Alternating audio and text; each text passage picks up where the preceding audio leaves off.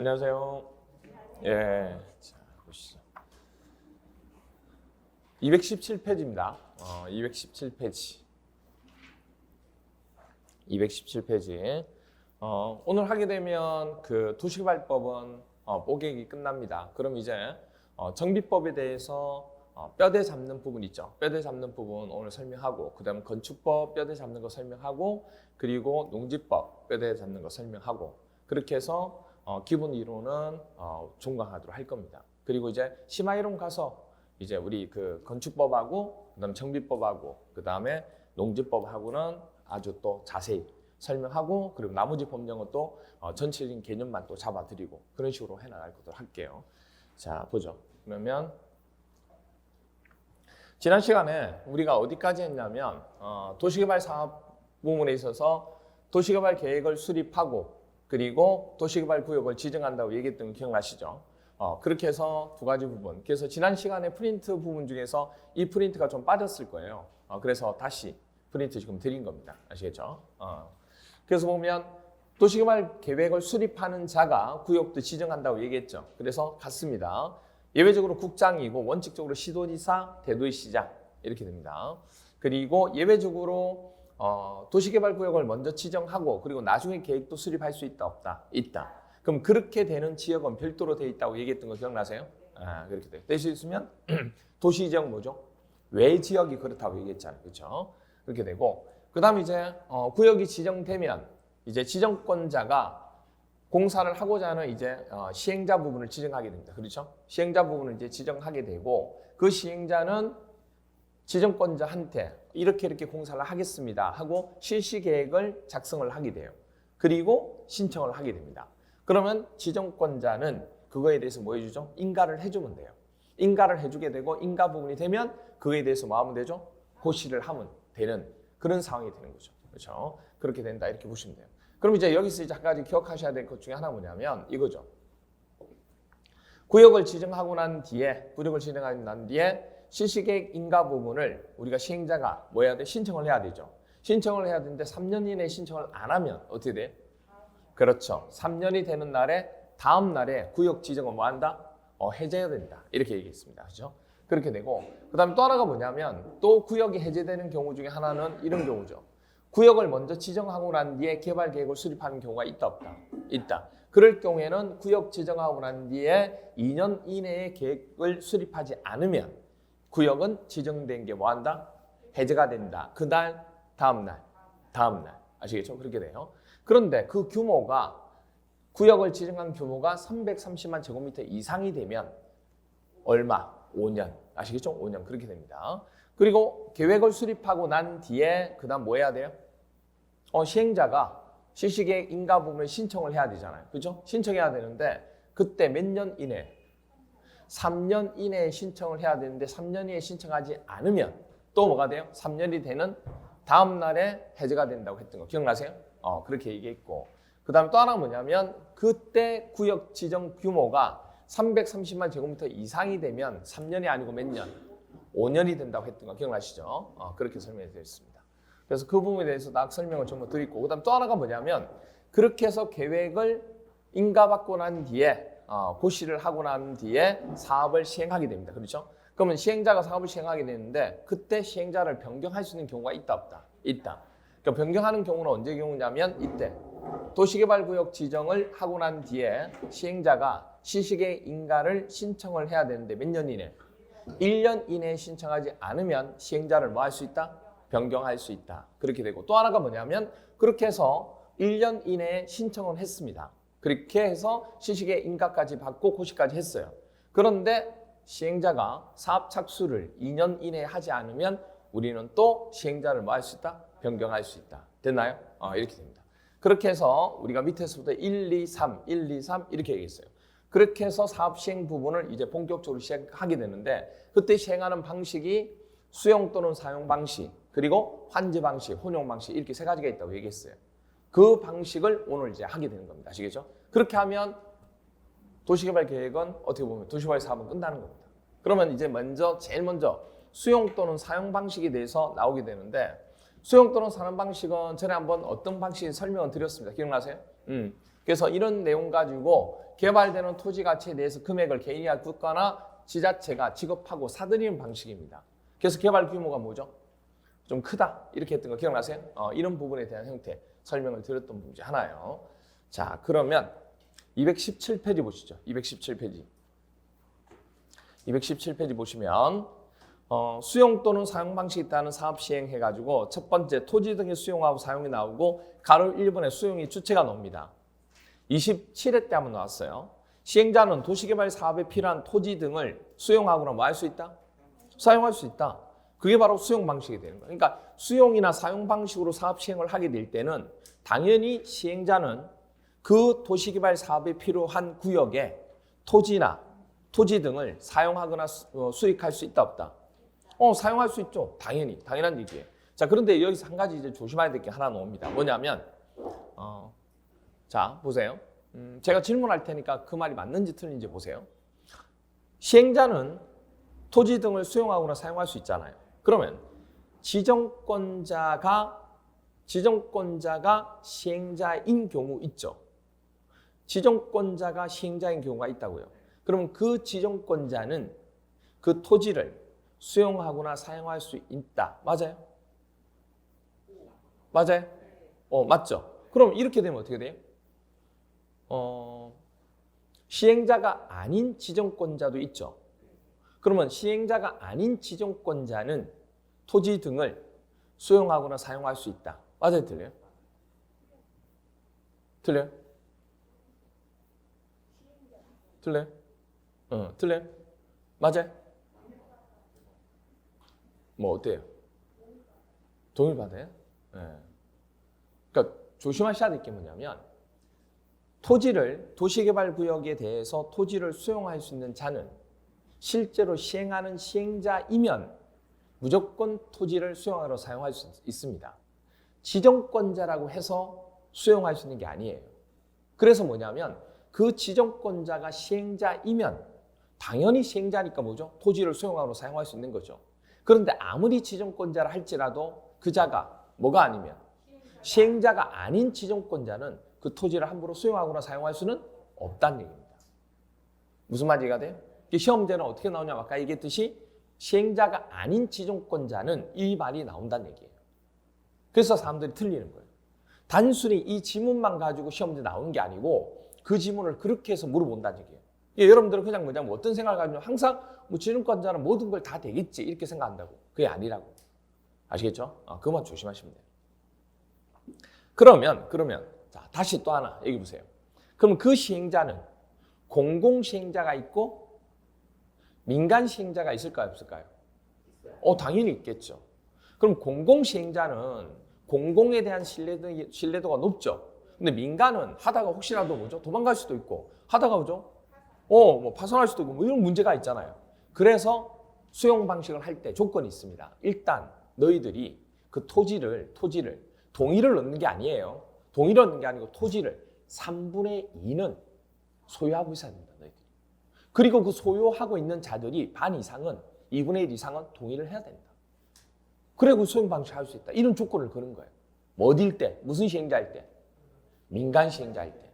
그러니까 우리 앞에서 얘기할 때는 사업을 할 때 환지 방식 할 때는 토지 소유자가 존재하기 때문에 이런 개발을 해도 될까요? 하고 그 토지 소유자들의 한테 물어봤잖아요. 그리고 그 면적 얼마 3분의 2 이상에 동의하고 그 다음에 또 뭐죠?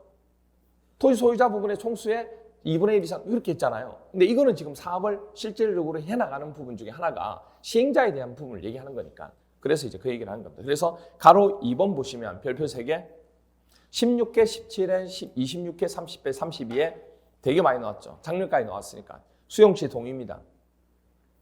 민간 사업 시행자, 뭐 토지 소유자나 그 다음에 뭐 조합 뭐 이렇게 돼 있겠죠. 그래서 기본적으로 우리가 민간 사업 시행자에 해당하는 시행자는 하나, 둘, 세 번째 줄에 네 번째 줄에 사업 대상 토지 면적이 얼마예요? 3분의 1. 그러니까 도시개발법에는 고민할 게 없는 게 토지 면적 나오면 뭐가 되든 간에 3분의 2예요. 총수 나오면 2분의 1이고 너무 감사한 거죠. 그래서 사업 대상 토지 면적의 3분의 2 이상에 해당하는 토지를 소유하고 토지 소유자 총수의 얼마? 2분의 1 이상에 해당하는 자의 뭐 받아라? 동의를 받아라 이렇게 되는 겁니다. 아시겠죠? 그렇게 해서 그 내용을 하나 기억하고 계시면 됩니다. 그리고 218페이지 보세요. 218페이지. 218페이지 보시면 가로 4번에 뭐가 나오냐면 공익사업을 위한 토지 등의 취득 및 보상에 관한 법률이 나옵니다. 왜 그러냐면 우리 토지를 수용한다는 얘기를 했잖아요, 지금. 그럼 토지를 수용할 때 항상 나오는 게 뭐냐면 수용하게 될 때 얼마 줄 거냐? 어떤 기준으로 줄 거냐? 그때 돈을 주게 될 때 정하는 법률이 있어요, 없어요? 있죠. 그게 뭐예요? 토지보상법. 토지보상법. 그래서 뭐 공시지가 그 개념이 아니고 토지보상법에서 준용하는 걸로 주겠다는 얘기예요. 그럼 토지보상법이 그 사업에 대해서 검토를 해야 돼, 안 해야 돼요? 해야죠. 원래는 처음부터 검토 절차를 가지고 다 해야 돼요. 함부로 수용할 수 있는 거 아니에요. 검토해야 돼요. 돈 줄 수 있는 게. 그래서 밑에 보시면 1번 27회 때 나왔어요. 토지 등의 수용이나 사용하려고 할 때 도시개발법에서 특별한 규정이 있는 경우 외에는 토지보상법에 준용하면 된다는 얘기입니다. 그리고 2번에 보니까 2번이 이제 별표 하나 17회 27회 두 번 나왔어요. 토지보상법을 준용할 때 수용 또는 사용의 대상이 되는 토지의 세부 목록 동그라미 하세요. 이 포인트입니다. 토지의 세부 목록 포인트. 토지의 세부 목록을 뭐 한 경우에는 고시한 경우에는 토지보상법에 따라 사업을 인정하겠다는 거예요. 원래 토지보상법으로 하려면 함부로 수용한다든지 사용하게끔 할 수 있는 게 아니라는 얘기예요. 함부로 돈을 줄 수 있는 게 아니라는 얘기예요. 그럼 어떻게 하는 거예요? 절차를 다 거쳐가지고 얼마 정도 부분 보고 그거에 대해서 수용 부분이 이런 걸 해나가겠다는 얘기예요. 그런데 뭘 하기만 하면 토지의 세부 목록을 고시한 경우에는 그 사업 자체를 그대로 뭐 하겠다는 얘기예요. 인정하겠다는 얘기예요. 지금 무슨 얘기인지 알겠죠? 그 사업을 그대로 인정하겠다는 얘기입니다. 그래서 인정 및 그 고시가 있었던 것으로 뭐 한다? 본다? 이렇게 얘기하는 거예요. 그 얘기를 하는 겁니다. 그럼 이제 여기서 기억하셔야 될 것 중에 하나가 뭐냐면 여기서 뭘 기억하셔야 되는 거죠? 그렇죠. 뭘 기억하냐면 우리 국토계획법 할 때 비슷한 게 하나 나왔죠. 도시군 계획시설 사업 할 때 이거 비슷한 얘기 하나 나왔어요. 그때 준용할 사업을 인정할 수 있는 경우는 뭐 고시하면 실시계획이었죠. 그래서 옆에다가 하나 적어 놓으셔야 돼요.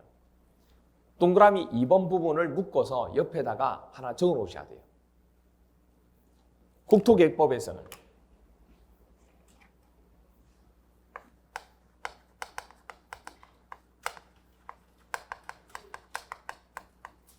뭐 하면? 실시계획. 실시계획을 고시하잖아요.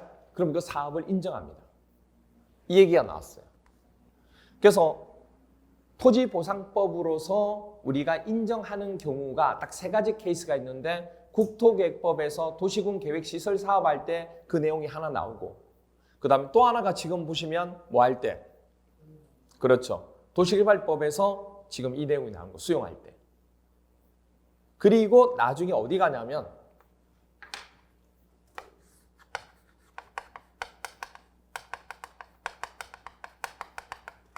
도시정비법, 도시 및 주거환경정비법이 있거든요. 이 도시정비법에 가면 이 내용이 또 나옵니다. 이 내용이 또 나와요. 그때는 뭐가 나오냐면 사업을 시행하는 사업시행계획. 사업시행하려면 기본적으로 계획 부분 해야 되잖아요. 그러면 인가 받겠죠. 계획 나오면 무조건 인가예요. 그 인가가 고시된 경우. 그래서 사업시행계획 인가 고시를 받으면 토지보상법을 또 인정합니다. 그래서 토지보상법을 인정하는 경우 있죠. 절차를 거치지 않고 인정하는 케이스가 딱 세 군데 나오는데 그걸 지금 미리 정리해 놓은 거예요. 6개의 법령을 통틀어서 딱 세 군데 나와요. 그 세 군데가 지금 옆에서 정리해 놓은 게 다예요. 아시겠죠? 왜냐하면 공부하다 보면 똑같은 내용인데 다르게, 법령보다 다르게 나온 게 있거든요. 물론 시험제는 그걸 섞어서 나오진 않겠지만 근데 그걸 정리 안 해놓으면 계속 헷갈린다는 얘기예요. 그래서 국토계획법에서는 우리가 토지보상법을 준용하는 경우는 사업을 인정하는 경우는 시시계획 고시할 때고 지금 뭐 할 때는 도시개발법일 때는 뭐 할 때 토지의 세부 목록을 고시하면 그 사업을 그대로 인정하겠다는 얘기예요. 별도로 검토하지 않고. 그리고 도시정비법에서는 사업시행 계획을 인가를 고시하면 별도의 검토를 하지 않고 토지보상법을 사업을 그대로 인정하겠다는 얘기예요. 토지보상법에서. 그걸 하나 정리해 놓으시면 돼요. 자, 그 다음 이제 나와 있는 게 두 번째. 우리가 땅을 돈 주고 토지를 수용해야 돼요. 그래서 사용할 수 있잖아요. 수용해야 되는데 뭐가 없어요? 돈이 없어요. 돈이 없어. 돈이 없으니까 뭐 하는 거예요? 그렇죠. 토지 소유자한테 이런 거예요. 아, 내가 나중에 줄게. 나중에 토지를 조성해서 아니면 조성된 건물이 있으면 그 건물로 분양해서 분양권 줄게. 아시겠어요? 그렇게 해서 상환하기 위한 채권을 발행합니다. 그게 바로 뭐예요? 토지 상환 채권이에요. 그래서 토지 상환 채권은 어디에만 나오는 거예요? 지금? 그렇죠. 수용 방식에서. 수용 방식에서만 나오지 환지 방식에서는 이걸 발행할 필요가 없죠. 환지 방식에서 뭘 발행을 해요? 환지 방식은 그 토지를 수용하는 게 아닌데. 그러니까 환지 방식에서는 이 토지 상환 채권이 나올 리가 없는 거예요. 그래서 지금 어디서 한 거예요? 수용 방식일 때 토지 상환 채권이 나온 거예요. 만약에 이 토지 상환 채권이 뭐 했다고 그러면 토지 상환 채권이 뭐 했다고 그러면 환지 방식도 적용된다 그러면 이거 맨 뒤에 나왔겠지. 무슨 말인지 이해가 돼요? 근데 왜 이게 가운데 갑자기 채권이 나왔느냐 그 얘기예요. 항상 채권이나 사채는 맨 뒤에 나오거든요. 근데 왜 이렇게 나왔느냐? 바로 수용 방식에서만 적용하는 거니까. 아시겠죠? 그렇게 됩니다. 그러면 가로 1번 발행권자 별표 3개 16, 18, 20, 26, 27, 32 이렇게 출제가 됐어요. 시행자는 토지 소유자가 원하면요. 토지 등의 매수 대금의 뭐를 일부를 지급하기 위하여 대통령령으로 정하는 바에 따라 사업 시행으로 조성된 토지라든지 그리고 건축물로 뭐 한다고요? 상환하는 채권을 발행할 수 있다는 얘기예요. 누가 발행한 거예요? 시행자가. 그럼 물어볼게요. 이 시행자는 공공시행자도 있을 거고 또 민간시행자도 있겠죠. 그래서 여러분들 시행자 동그라미 하시고 옆에서 적어 놓으셔야 돼요. 지금은 알지만 나중에 또 잊어버려요. 왜? 시험지에서 갑자기 뭐죠? 민간시행자는 되는데 공공시행자는 안 된다. 아니면 공공시행자는 발행할 수 있는데 민간시행자는 발행할 수 없다. 그럼 틀린 거예요. 둘 다 돼요. 둘 다 돼요. 공공시행사도 발행할 수 있고 민간시행자도 발행할 다 가능해요. 토지상환 채권은. 시행자면 다 되는 거예요. 시행자면. 그런데 항상 여러분도 알겠지만은 민간시행자가 만약에 발행하려고 하면 그걸 남발해서 나중에 부도나면 이거 휴지 쪽이 되죠. 그러니까 반드시 뭐 해야 돼? 보증. 나중에 보증이 나올 거예요. 아마. 공공은 필요 없지만 그렇죠?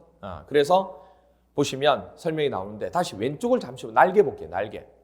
그러면 토지나 건축물로 상환해 준다고 그랬는데 우리가 분양하는 건축물 전부 다르고 그럼 다 할 수 있느냐? 그건 아니겠죠. 그래서 왼쪽에 보면 뭐라고 되어 있냐면 시바 토지 상환 채권의 발행 규모는 그 토지 상환 채권으로 상환할 토지나 건축물이 해당되고요. 도시개발 사업으로 조성되는 분양 토지 또는 분양 건축물 면적이 얼마? 2분의 1을 초과하지 아니하도록 해야 됩니다. 반을 넘을 수 없도록 합니다. 자, 그러면 이제 민간 사업 시행자도 발행을 할 수 있는데 대신에 뭘 해야 된다? 보증. 그래서 가로 2번에 보시면 별표 2개 17, 20, 30 세 번 나왔는데 민간 사업 시행자는 보증해야 돼요. 그래서 보시면 하나, 두 번, 세 번째 줄에 은행법에서 따른 은행이 보험업법에 따라서 보험회사가 그리고 건설사업기본법에 따라서 공제조합이 으로부터 뭘 받는다고요? 지급 보증을 뭐 한 경우에만 그렇죠. 받은 경우에만 이를 발행할 수 있습니다. 지급 보증을 받은 경우에만 발행할 수 있습니다. 공공은 그러면 발행할 필요가 있다 없다? 없다. 3번. 그러면 발행을 할 때 반드시 알아야 될 게 뭐냐면 그냥 발행하는 게 아니고 그 도시개발구역을 지정해 준 지정권자의 뭘 받아야 돼요? 그렇죠. 승인 받아야 됩니다. 그래서 시행자가 토지상한 채권을 발행하려면 대통령령으로 정하는 바에 따라 토지상한 채권의 발행 계획을 작성합니다. 그리고 미리 누구? 지정권자의 승인을 받아야 됩니다. 그리고 가로 4번에 토지상한 채권의 발행 조건입니다. 발행 조건. 토지상한 채권의 이율이 있겠죠. 비율. 그래서 이율 부분, 이율. 왜냐 이자 줘야 되잖아요. 그렇죠? 그래서 이율은 당시 은행의 예금금리, 부동산 수급상을 고려해서 누가 정해요? 발행자가 정합니다. 기획재정부 장관이 정하는 거 아니에요. 발행자가 정합니다. 시험제는 기획재정부 장관 이렇게 나와요. 그리고 또한 토지상한 채권은 무기명일까요? 기명일까요? 분명히 날인해야 됩니다. 기명식입니다. 그래서 기명식 증권으로 한다는 거. 그럼 우리가 앞으로 배우게 되는 우리 주택법에서 사채 배웠잖아요. 사채는 기명이었어요? 무기명이었어요? 다 기명입니다. 전부 다 기명인데 딱 하나만 뭐가 돼요? 무기명이 됩니다. 딱 하나가 무기명이 돼요. 그 무기명이 되는 게 뭐냐면 조금 있다가 나중에 나올 도시개발 채권입니다. 도시개발 채권.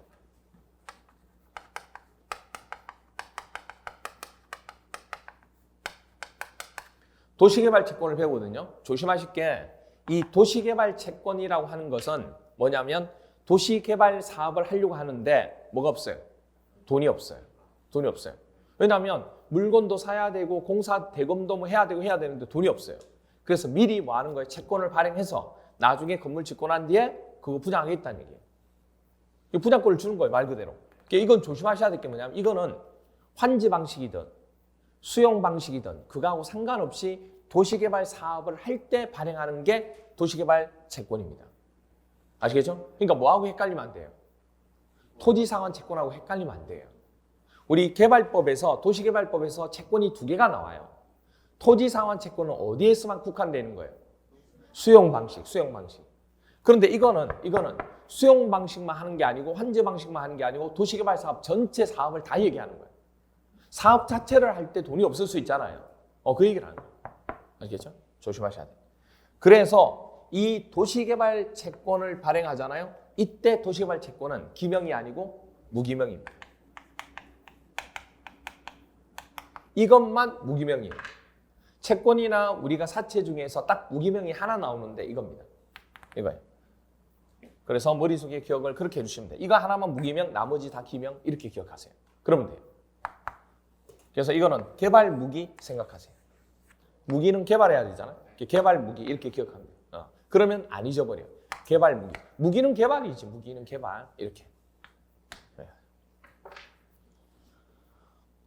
자, 그렇게 됩니다. 그리고 219페이지에 가로 5번 토지상한 채권에 대한 이전입니다. 이전.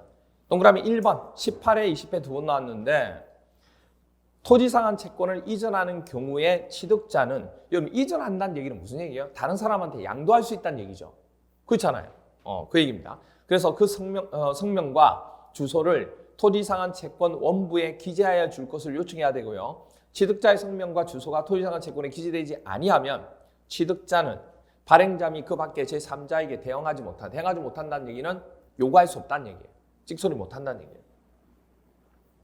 그리고 동그라미 2번 질권입니다. 질권은 뭔지 아시죠? 질권에 대한 설정인데 토지상한 채권을 질권의 목적으로 하는 경우에는 질권자의 성명과 주소가 토지상한 채권 원부에 기재되지 아니하면 질권자는 발행자 및 그 밖에 제3자에 대응하죠. 그러니까 무슨 말이냐면 지금 얘기하는 토지상한 채권은 다른 사람한테 양도도 가능하고요. 이전이 된다는 얘기니까. 또 하나 뭐냐면 그걸 담보로 해서 뭘 안 하면 그걸 담보로 잡을 수도 있다는 얘기니까 질권도 가능하다는 얘기예요. 질권이 안 되는 경우도 있거든요. 가능하다는 얘기예요. 둘 다 가능하다는 얘기입니다. 그렇게 하면 토지상한 채권에 대해서는 설명을 드렸습니다. 그럼 여기 보세요. 20회 때 이렇게 나왔어요.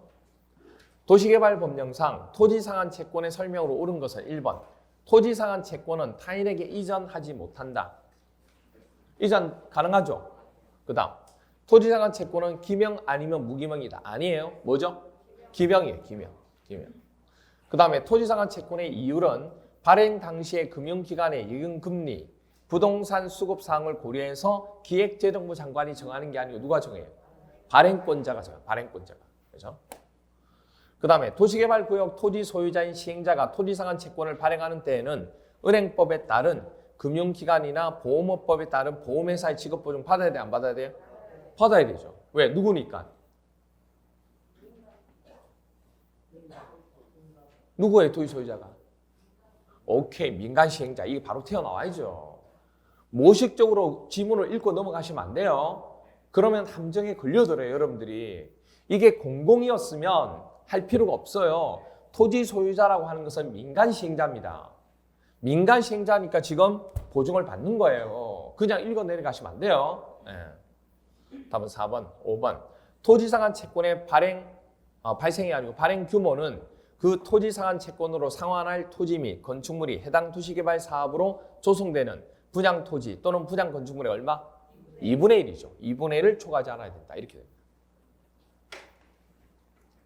자, 그래서 보시면 나와 있는 게 우리가 테마 8번 토지상한 채권부터 먼저 할게요. 테마 7번은 조금 이따 하고 테마 8번부터 먼저 할게요.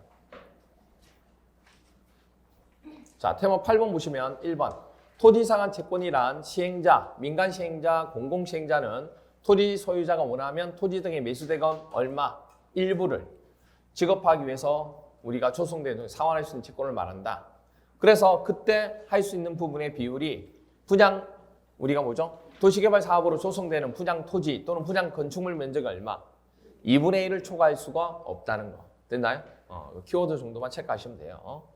그 다음에 3번 토지상한 채권을 발행하려면 토지상한 채권의 발행 계획을 작성하여 미리 지정권자의 승인을 받아야 됩니다. 그리고 토지상한 채권의 이율은 발행 당시에 은행의 예금금리 및 부동산 상황 수급을 고려해서 발행자가 정합니다. 그리고 토지상한 채권은 기명, 무기명, 기명식 증권으로 합니다. 됐죠? 이렇게 돼요. 그 다음에 도시개발구역의 토지 소유자인 민간 시행자가 토지상한 채권을 발행할 때는 은행법에 따라 금융기관 그리고 보험업법에 따른 보험회사 직업보증 받아야 돼, 안 받아야 돼요? 받아야 하지만 공공시행자인 경우에는 직업보증 없이 토지상한 채권을 발행할 수 있다, 없다? 있다. 이렇게 됩니다. 그 다음 5번 토지상한 채권은 타인에게 이전이 가능하고요. 질권의 목적으로 할 수 있으며 토지상한 채권을 이전하는 경우 취득자는 그 성명과 주소를 토지상한 채권 본부에 기재해 주고 요청하고요. 취득자의 성명과 주소가 토지상한 채권에 기재되지 아니하면 취득자는 발행자 및 그 밖에 제3자 대행한다, 못한다? 못한다. 이렇게 돼요. 그래서 테마 8번 토지상한 채권은 총 5개 지문으로 정리하시면 됩니다. 되죠? 오케이. 이렇게 돼요. 자, 그 다음에 220페이지 보세요. 220페이지. 220페이지에 보시면 나와 있는 게 뭐가 나오냐면 선수검이 나옵니다. 우리가 공사를 할 때 어차피 분양을 해야 될 땅 있어요, 없어요? 조성을 하고 난 뒤에 조성된 땅은 분양을 하잖아요. 그러면 분양해서 할 거 미리 선분양하자는 얘기예요. 그래서 우리 돈 받으면 좋잖아요. 그러니까 토지상한 채권을 발행하는 경우는 토지를 수용할 때 하는 거고 이거는 뭐냐면 어차피 사업하게 되면 우리 뭐 할 수 있으니까 토지를 조성하려고 분양할 거니까 그리고 또는 뭐냐면 분양 건물도 할 거니까 미리 선수금 받자. 근데 이게 선수금 받고 도망갈 수 있죠. 그래서 지정권자가 이것도 제안을 합니다. 야, 너 도망갈 수 있잖아. 그러니까 이런 절차를 거쳐야 돼 하고 얘기를 하는 거예요. 그래서 보시면 선수금 부분이 나오는데 선수금은 크게 나눠서 2가지입니다. 얘기해 보세요. 사업 자체가 2가지예요. 수용 방식은 2가지가 있는데 이런 경우 먼저 조성 전 토지가 있고 그 다음 조성 후 토지가 있습니다. 조성 전 토지를 우리가 뭐라 부를까요? 원형지라 그럽니다. 원래 형태 그대로인 땅, 그러니까 조성을 아예 안 한 거, 그걸 원형지라 그래요. 그러면 조성 후 토지는 조성된 토지죠.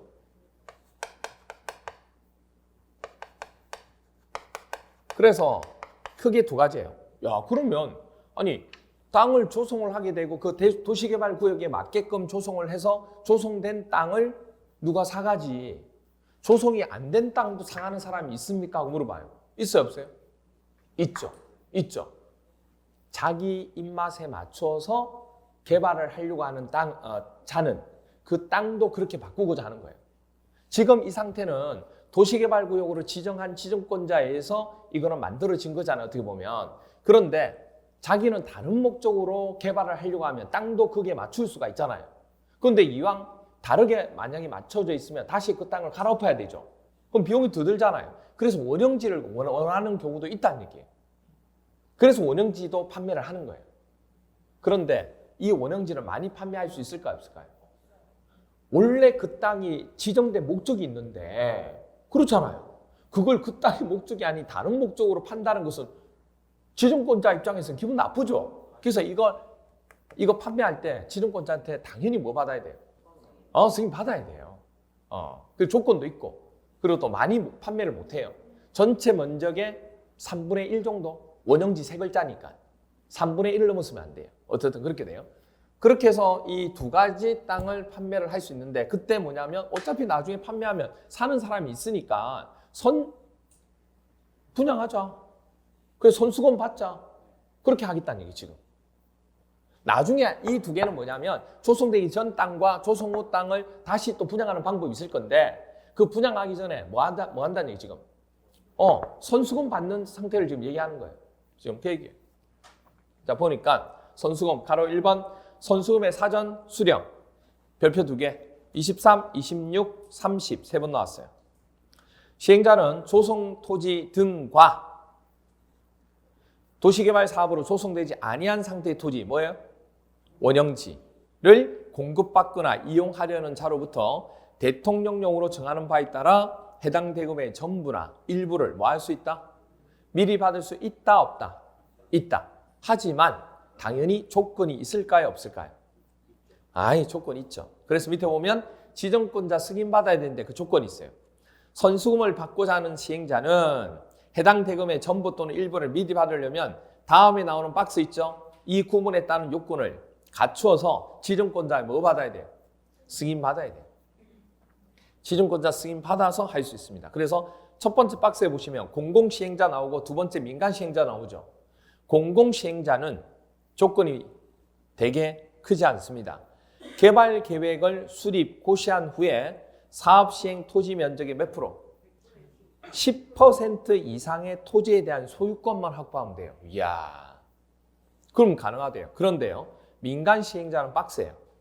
일단 해당 도시개발구역에 대해서 실시계획을 인가받은 후에 다음 요건을 모두 갖춰야 돼요. 3가지 요건이 있거든요. 그 3가지 요건을 다 갖춰야 된대요. 첫 번째 1번이 뭐냐면 공급하려는 토지에 대한 뭘 다 확보해야 돼요. 소유권은 기본이에요. 확보 다 해야 돼요. 그리고 혹시라도 그 해당 토지에 뭐가 돼 있으면 저당돼 있는 경우 있죠. 그 해당된 저당권 자체도 뭐 해야 돼요? 다 풀어야 돼요. 말소해야 돼요. 두 번째 조건이 뭐냐면 221페이지 2번 17대 이게 나왔어요. 공급하려는 토지에 대한 도시개발 공사가 어느 정도 돼야 된다는 얘기예요. 몇 프로? 10% 이상은 되고 있어야 돼요. 그래야 이게 신뢰도가 있다는 얘기예요. 그래야 너 돈 새롭게 선수금 받아도 인정하겠다는 얘기예요. 세 번째는 그래도 못 믿겠어. 야, 혹시 도망갈 수 있으니까 보증금 내. 그래서 공급계약 불이행 시 선수금의 환부를 담보하기 위해서 뭐 해라? 보증서 등을 지정권자에 뭐 해라? 제출해라. 그렇게 3가지 조건을 다 만족해야지만 민간사업시행자는 뭐 받을 수 있다? 선수금 받을 수 있다. 어떻든 선수금 받을 수 있는 거예요? 없는 거예요? 있어요. 아예 못 받는 건 아니에요. 아시겠죠? 그렇게 됩니다. 됐죠? 그렇게 우리가 주어지게 된다는 거 그렇게 봐주시면 되고 됐죠? 그렇게 봐주시면 됩니다. 됐죠? 그러면 그 부분까지 우리가 하고 첫 시간에 암기장 부분 한번 볼게요.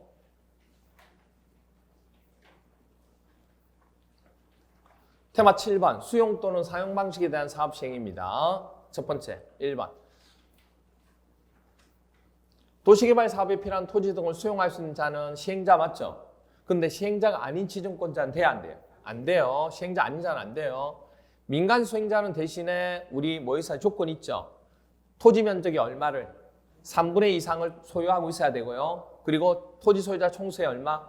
2분의 1 이상에 해당하는 동의를 받아야 합니다.